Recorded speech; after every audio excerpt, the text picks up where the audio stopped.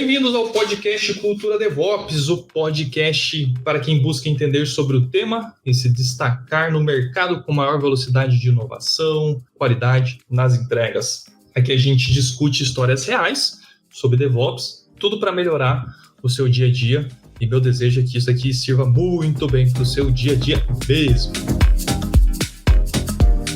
E aí, galera, beleza? Voltamos aqui com mais um episódio da Cultura DevOps. Se você está gostando desse, já gostou ou escutou algum outro episódio, compartilhe aí na sua rede social, faça esse projeto crescer que vai ajudar bastante. Hoje nós vamos dialogar um pouquinho sobre nuvem, tá? Algumas questões aí, e para falar sobre nuvem, eu vou trazer dois especialistas aqui da Objective mesmo, que conhecem muito sobre o tema, que conseguem dialogar sobre o tema, têm experiência em situações específicas, migrações. A gente vai dialogar um pouquinho sobre isso. Então, vou trazer aqui Gabriel Takeuchi. Bem-vindo, Takeuchi. Tudo bom?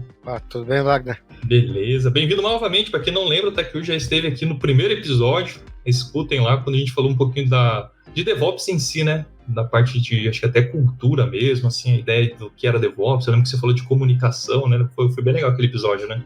Sim, foi mesmo. Foi o primeiro de todos. Muito bom. E aí, pareando aqui com o Takeuchi, Eric, tudo bom, Eric? Como é que você tá? Opa, Dali Fusca, tô ótimo. E você? Tudo em ordem, graças a Deus, tudo certo. Então, Takeuchi e Eric trabalham faz um tempinho aqui no Objective, né? Quanto tempo, Takeuchi? Eu já tô no Objective há uns 16 anos, mais ou menos. Pouca coisa, né? E aí, você, Eric?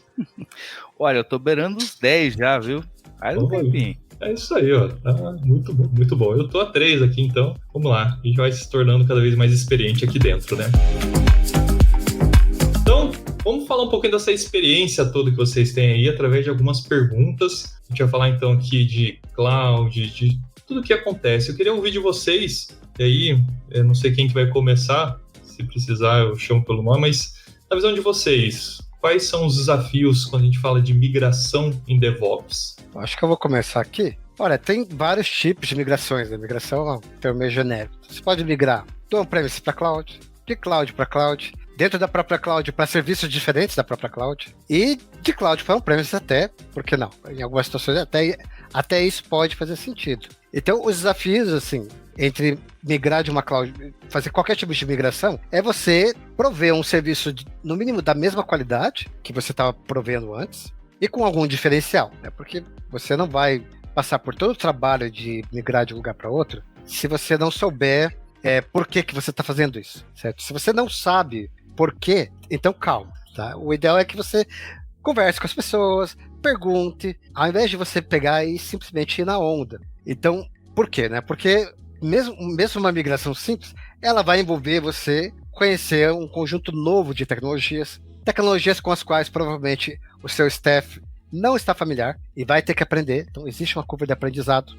Você vai lidar com desafios diferentes, porque não é só porque você saiu, né, digamos, do on-premise para cloud, que magicamente todos os problemas são resolvidos. Né? Você tem que saber para onde você está indo e entender que aquele ambiente não é o mesmo ambiente, não é a mesma coisa. Tá? Então, a forma de usar é diferente. Então, você vai ter que adaptar as tecnologias, adaptar a forma de uso, para que você otimize os recursos e consiga atingir os seus objetivos. Né? Que, como eu falei, é a primeira coisa que você tem que determinar, que é o porquê. Por que você vai migrar? E aí, bom, existem vários tipos de migrações que você pode fazer, mesmo falando de uma migração mais típica. Acho que assim, a gente pode se concentrar aqui primeiro em on-premise para cloud, porque é o tipo de migração mais comum, é o que as pessoas mais procuram e é onde você pode ter ganhos interessantes. E eu acho que vale a pena a gente falar sobre isso, né?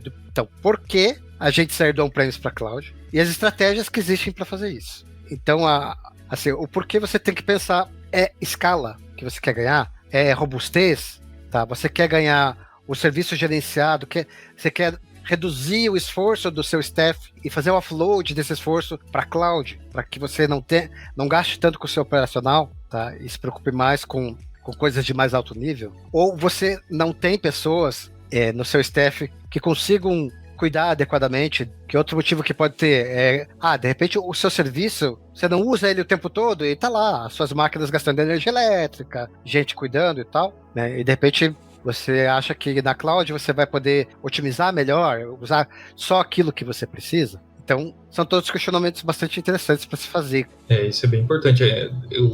Pode meio a gente cai no porquê que é custo, né? Mas você trouxe pontos importantes que às vezes você reduz um custo de um lado, mas o custo permanece do outro, né? Tendo que ampliar a capacidade do time, conhecimento. Então, assim, são vários desafios que tem que colocar na ponta do lápis, né?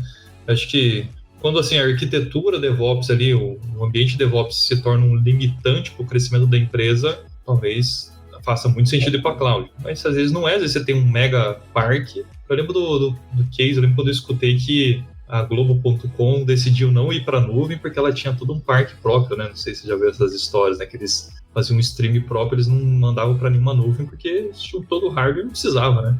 Então era uma coisa que eles decidiram um tempo na época lá atrás, fazia sentido para eles, né? Hoje eu já não sei mais como é que tá. Então eram ideias legais. E aí, Eric, o que você imagina aí, desafios de migração de DevOps? O que você já viu? O que você pode opinar sobre isso? Pô, eu vou bastante na linha do que o Takeuchi falou. Eu acho que o maior problema é você entender o porquê você quer migrar e para que você está fazendo aquilo, porque senão, que nem você comentou do Globo, né, que já tinha o parque. Eu não conheço isso daí, mas assim, um mero chute, imaginando que eles tivessem que servir esse serviço lá na China, por exemplo, provavelmente seria interessante para eles fazerem essa migração para a nuvem, uma vez que seria muito mais fácil criar aprovisionar essas máquinas todas necessárias para esses processamentos de stream lá perto para que eles conseguissem ter uma latência menor, né? Então varia bastante do que você quer fazer. E tanto que com a alta do dólar hoje, né, muita gente está pensando em voltar para o on-premise, mas e aí, será que é uma boa ideia? Às vezes pode ser, às vezes não. Eu acho que assim, da mesma forma que você tem que perguntar o porquê você quer ir, por que você quer voltar também, né? Não pode ser, não são decisões fáceis assim, na emoção, né?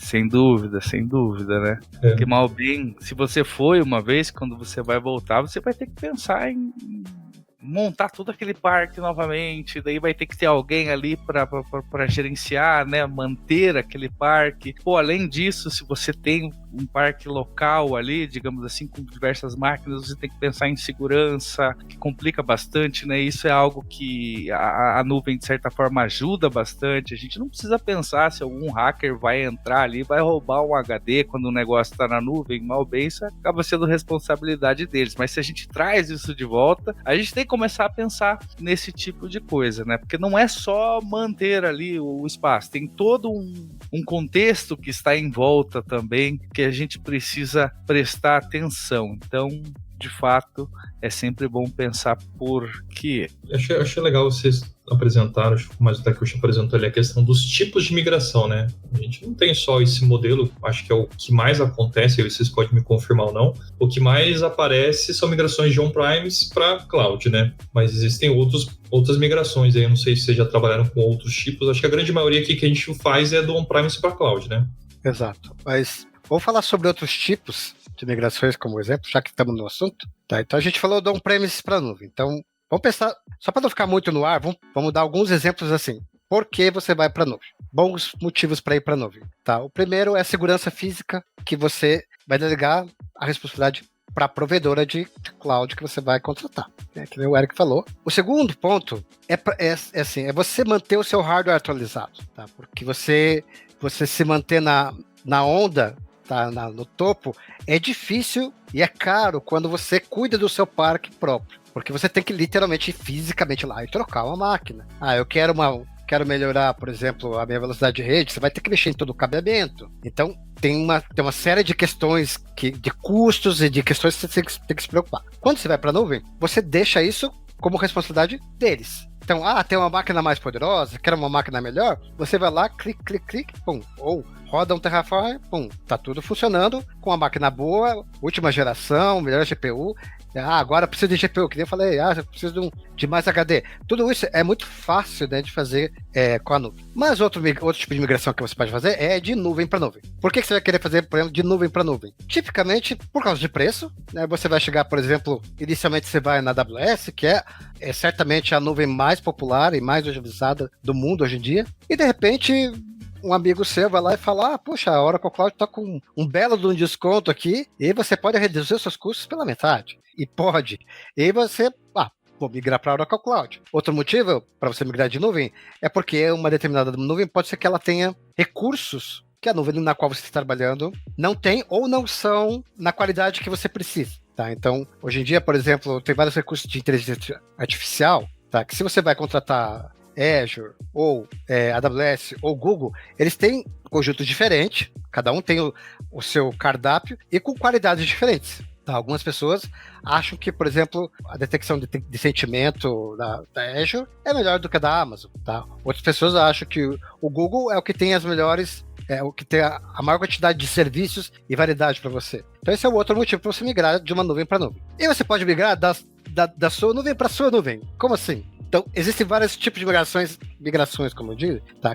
Você pode fazer uma coisa que é uma migração de arquitetura. Tá? Você começa, por exemplo, a sair do on-premise e para nuvem. A estratégia mais simples é o chamado lift and shift, que significa, pega o conteúdo do seu servidor e copia numa virtual machine dentro da sua nuvem e sobe. Essa é a estratégia mais simples de migração possível e que já vai te dar alguns benefícios que a gente já discutiu. Mas, de repente, você está com uma questão complicada, que a sua virtual machine, ela não lida bem com certos tipos de carga, digamos assim, tá? Digamos que ela não lida bem com mensageria, tá? Vem muita mensagem, e aí você poderia replicar e ter várias virtual machines, ou então você poderia, não, peraí, deixa eu pegar um serviço de mensageria tirado da minha aplicação e usar o serviço gerenciado da nuvem que eu estou usando. E aí você vai começar a pensar em mudar a arquitetura da sua aplicação, tirar elementos, porque a sua aplicação ela tem uma arquitetura que não é adequada, né, para o tipo de uso que você tem, né, que não escala de maneira adequada, ou que é caro para você. Você pode até escalar, mas ela fica caro, como eu expliquei. Você pode subir 20 virtual machines só para cuidar de mensageria. De repente, é um canhão para resolver um problema só, que é o de mensageria, que você poderia resolver só com o serviço gerenciado. E dentro da própria nuvem, você pode também pensar eu estou usando um data center, por exemplo, no Brasil, e eu quero reduzir meus custos indo para o data center em outra parte do mundo, tá? Porque os custos são mais baixos. Então, esses são outros tipos mais interessantes, menos comuns, mas que ocorrem. Quando você fala em arquitetura, a gente chama, não é só migração, a gente já começa a falar de modernização, né, de arquitetura e tal. Mas muitas pessoas colocam no balaio de migração. Você pode querer sair do on-premise direto para uma arquitetura nova. É uma migração com uma modernização, com dois tipos, né? A modernização, digamos assim, de ambiente, né? E a modernização da própria arquitetura da aplicação.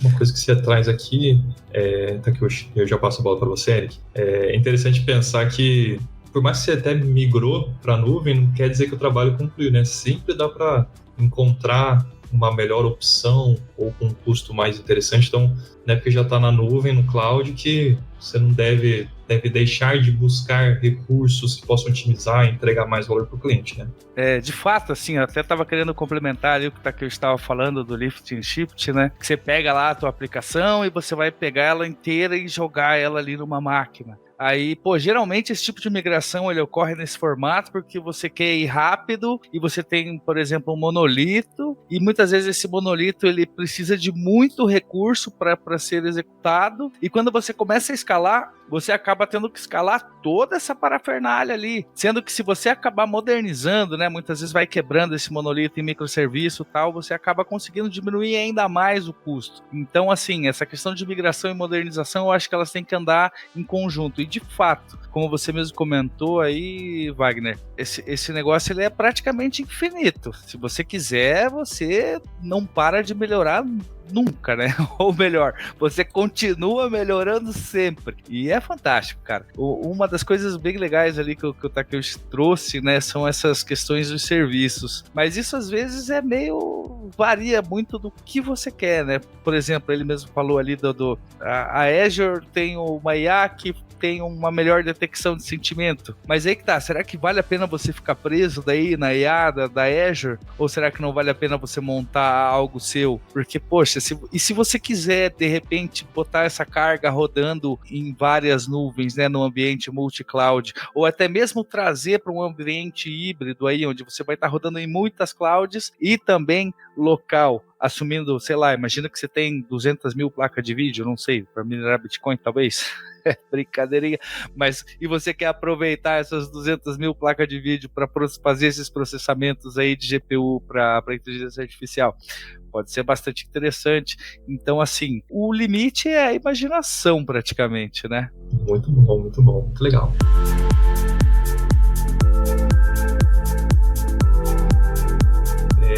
falando de nuvem. A gente está falando até, já falou de coisas boas, tal, de talvez o tempo ali que a gente consegue otimizar, coisas de segurança, melhorias.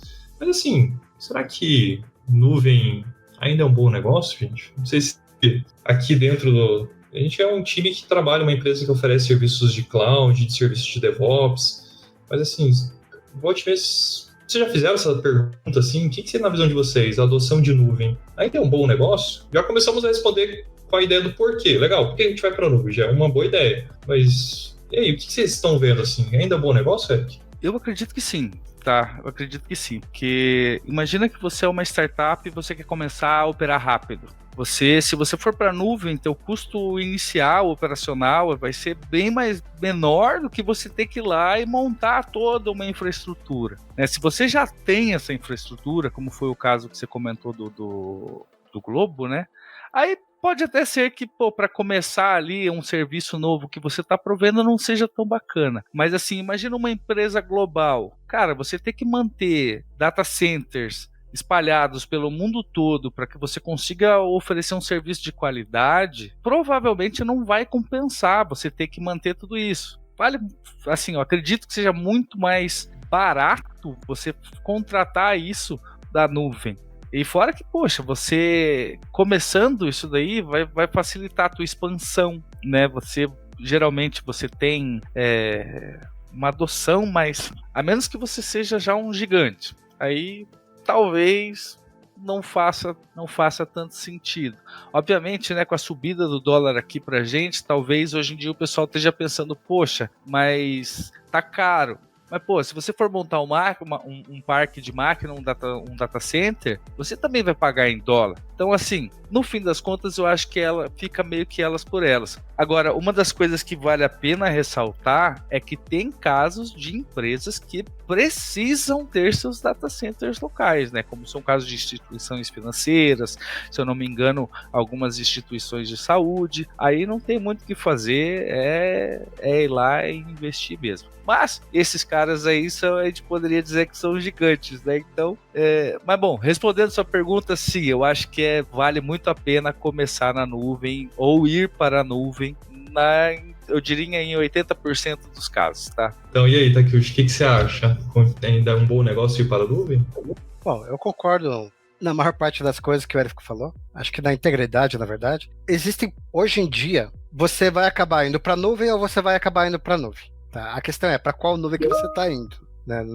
Se você está começando uma empresa, você vai, mesmo que você diga, eu não vou para a nuvem, aí eu vou colocar lá na local web. Tá, mas a local web não é o servidor remoto? Então, no final das contas, meio que encaixa no conceito de nuvem também. Você montar um data center seu faz sentido para instituições que possuem restrições que forçam eles a fazer isso, né? Restrições legislativas, de privacidade, de segurança. Tem muito mais a ver com compliance do que segurança no final das contas, né?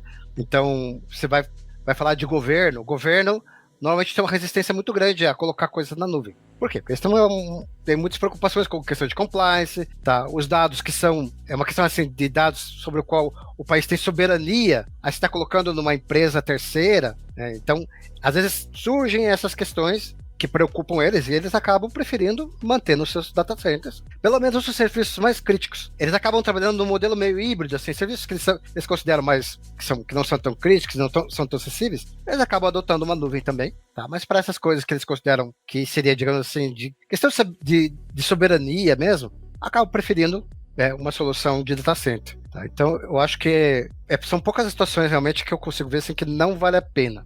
Então, assim, do ponto de vista financeiro, quase nunca vale a pena. Mas eu vou abrir uma exceção aqui, que é a própria nuvem, certo? A própria nuvem, ela sobe aonde? Ela sobe nos seus data centers, tá? Hoje em dia, o que eu quero dizer assim, hoje em dia, se você quiser virar um competidor, né? Então, obviamente, você vai ter o seu próprio data center, tá? Ou se você vai querer trabalhar, por exemplo, na área de inteligência artificial hoje em dia, e de repente você quer entrar como um player nessa área, de ter um data center especializado, né? Ou serviços especializados e ter hardware dedicado só para você, sobre o qual você queira controle, então pode ser interessante, tá? São serviços assim que se você tiver um serviço que for ser utilizado assim muito intensivamente, o hardware, que realmente vale a pena, então ficar num data center, né, onde você tenha controle, pode ser uma opção, né? Só que aí você tem aquelas coisas, eu acho que vale a pena pensar assim, se você não vai para a nuvem, então você tem que levar em consideração os custos que você tem, porque beleza, você não vai ter custo de nuvem, tá? A nuvem, é claro, ela é o serviço gerenciado, ela tem um overhead de custo, então muitas vezes você pegar um PC e botar lá ali na tua casa e servir na internet, pode ser mais barato. Mas, obviamente, se você tem uma empresa um pouquinho maior, você não vai querer fazer isso. Por quê? Porque você precisa ter gente para cuidar desse serviço, desse servidor. Colocar uma coisa na internet não é simplesmente pegar o servidor e abrir o site e colocar lá. Não. Você vai ter que se preocupar com a disponibilidade do serviço, com a segurança do serviço, com a sua própria segurança física. Você imagina que a partir do momento que você se você tem um asset importante, que é um site, você tem que começar a pensar que não, pois eu tenho que tomar cuidado para as pessoas não quererem invadir minha casa, né? Ou o meu escritório, ou o meu data center. Então essa questão é bem importante, né? E você tem que considerar, então, assim, que tem esse custo e para valer a pena, você tem que considerar assim, vale a pena eu ter um especialista contratado para cuidar disso, tá? Porque se você manda para a nuvem, você não precisa ter um especialista da maior parte das coisas, porque a nuvem cuida. A nuvem cuida da maior parte da segurança para você. A nuvem cuida da disponibilidade para você, na maior parte. Né? Então, tem uma série de coisas de infraestrutura que a nuvem cuida. Então, se a sua decisão de não ir para a nuvem ou de sair da nuvem é a decisão de ter um staff especializado que seja capaz de dar conta daquilo que você precisa, de garantir, de montar um ambiente tão profissional quanto o que você precisa e que a nuvem te daria, tá? Eu ainda acho também que a nuvem é um excelente negócio, permite crescimento dos negócios, né? Oportuniza você estar usando o mais atual de infraestrutura e tecnologia, né? O que eu vi acontecendo esses tempos aí, é assim, a gente vive uma alta de dólar, né? Quando a gente tá gravando aqui, o dólar tá mais ou menos R$6, mas a gente já viveu épocas em que o dólar esteve mais caro, né? Então, assim, custa. O que antes era 5, de repente vai para 6, 6,40, no final das contas vai pesando. É o que eu vi, por exemplo, tenho 2 amigos meus que têm empresas, são CTOs, eles falaram o seguinte, toda a parte que eu usava na nuvem, sei lá, de GitHub, coisa assim, eu comecei a colocar aqui dentro da empresa. Aí, a aplicação mesmo, para ganhar escala, eu deixei lá. Então, ele teve que, antes estava tudo em cloud, aí ele começou a trazer para cá, ele falou, cara, é mais barato aqui, ou eu estou usando planos brasileiros que me garantem que é em reais e eu não pago tanta discrepância. Se o dólar subir demais, ou ele falou, mas se o dólar cair, eu acabei me lascando. Mas na visão dele, eu não tinha tantas possibilidades de o dólar cair de forma agressiva. Aí ele fez esse recorte, né? Ele falou, cara, isso daqui é essencial, tem que estar em nuvem. Isso daqui não, eu estava em nuvem, eu trouxe para cá porque eu vou gerenciar, eu vou gerar o repositório de código, eu vou gerenciar um build mais local para depois promover para um ambiente um pouco maior de nuvem. Então ele fez um misto, assim, talvez foi um caminho que eu achei interessante. Eu também já tive amigo aí que vou mudar tudo, porque o dólar está muito caro. Mas depois ele começou a colocar no papel essas contas de ter um responsável aqui, máquina, vou ter que comprar um servidor tal da Dell. Eu falei, tá muito caro, tá em dólar também. Cara, você tá só se lascando, né? Não tem uma resposta exata, né? Tem que levar em consideração que um dos assets mais caros são pessoas, né? Pessoas especializadas e capazes de prestar um bom serviço são profissionais caros. Então não é à toa assim que a nuvem cresceu tanto, né? Porque você para de ter que contratar. Agora, você levantou um ponto aí que eu acho interessante de comentar, que é, às vezes o cara fala, eu parei de usar... A gente está falando aqui de nuvem, mas a gente está falando de um tipo de nuvem, né? Nuvem é um termo tão genérico. Então, aqui a gente está falando de IaaS, né? Infrastructure as Service. É esse tipo de nuvem que a gente está falando. Onde a infraestrutura, ela é oferecida como serviço para a gente. E você não precisa ter a sua própria infraestrutura. Agora, existe também o termo nuvem, que é usado, por exemplo, que seria, por exemplo, o GitHub. É um serviço de nuvem, tá? Por quê? Porque você não está gerenciando o seu Git. Mas você pode... Muitas vezes o cara fala, eu parei de usar o GitHub para usar um servidor meu. Mas ele bota na Amazon. Então, é nuvem ou não é? Assim, continua sendo. Só é um tipo diferente. Tá? Então, você parar de usar um serviço gerenciado, no caso, é um outro nível, né? É um SaaS. Você parou de usar o GitHub, que é um SaaS, que também é um serviço de nuvem. Para começar a utilizar ele dentro, né, uma alternativa dele, por exemplo, o GitLab, no seu IaaS. E aí você passa a cuidar do seu GitHub. Ele deixa de ser do seu GitLab, seu servidor de repositório. Aí ele continua sendo de nuvem, mas você para de ter a gestão de outras pessoas cuidando desse servidor. Então, acho que é interessante ter esse tipo de distinção. Não tem só um tipo de nuvem, na verdade, tem vários tipos. E pode valer a pena você parar de usar um serviço gerenciado como o GitHub, como... Um Gira da vida, de repente você está com um Gira Cloud, né? Exato, ou qualquer outro serviço de issue track, para usar o serviço que vai estar no seu IaaS. Continua sendo nuvem, mas no sentido de que você está no seu infrastructure server. Mas não é o serviço gerenciado SaaS que você estava contratando antes. E em algumas situações vale a pena, porque vai reduzir o seu custo. Eric, quer complementar? Eu queria sim comentar aí sobre... Eu não sei qual que foi o tipo de migração que teu amigo fez. Falou que ele trouxe local. Aí eu não sei se foi meio na linha do que o Takeuchi falou. Eu saí de um software as a service e trouxe aqui para minha infraestrutura. E agora eu mesmo estou gerenciando isso. Mas vamos assumir eu vou chamar de pior, mas não sei se é o pior. Poderia ser melhor dependendo do ponto de vista. Vamos assumir o pior dos cenários, que é o cara trouxe local. E agora ele tem toda uma série de coisas que ele tem que prestar atenção, como a gente já falou. E uma delas é a questão de recuperação de desastre. Imagina só que por mais que ele tenha lá 10 redundâncias de internet para conseguir manter, caso uma caia, outra tá ali, cai uma árvore e tudo nos fios e arrebenta tudo. Vai ser legal para ele às vezes ficar parado, eu não sei, estourar o fio, vai levar o quê? Umas 10 horas parado? Vai ser legal para a empresa dele? Depende do lugar, fica uma semana. Em São Paulo ficou uma semana, tal. Aqui em Maringá às vezes ficam 5 dias também. Sabe, vai ser legal ficar uma semana parado? Então, assim, essa questão de voltar pro local, sair da nuvem, né, ou ir, cara, tem que pesar muito, né, como a gente comentou, o próprio Takeuchi comentou lá no começo, por que eu quero ir, né, se você quer uma confiabilidade, uma alta disponibilidade, cara, tá com medo da conta? Vamos tentar achar o meio termo, né, às vezes não vou pegar um software gerenciado, vou pegar aqui uma infraestrutura, mas aí alguém tem que fazer aquilo dali, tem problema ficar sem fazer aquilo dali? Pode ser que sim, pode ser que não, né? Por exemplo, imagina que eu tenho lá, não estou mais usando aqui um GitLab gerenciado, né, full gerenciado, estou usando um GitLab interno e eu simplesmente paro de atualizar ele, porque não tem gente para manter aquilo dali. Eventualmente eu vou acabar perdendo os recursos novos que estão vindo. E daí na hora que eu for atualizar aquilo dali, eu vou ter que gastar muito mais esforço do que se eu tivesse alguém fazendo isso periodicamente. Então, é difícil mensurar de fato o que é melhor, né? Exatamente.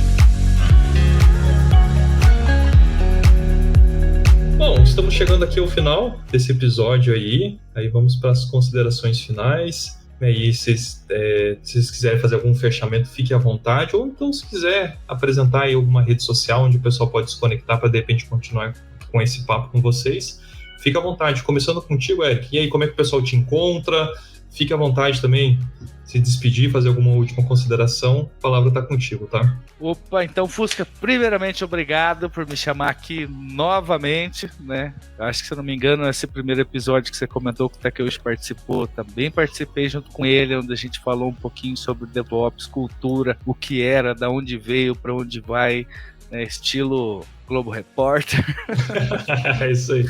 Aonde vivem, o que comem, né? Se você quiser me encontrar na rede social aí, você pode me procurar no LinkedIn. Meu nome tá lá como Eric Freitas, né? Eric-Freitas. Pareço o cantorzinho do Fala Mansa. Ó, coisa linda. Nunca tinha pensado nisso, viu?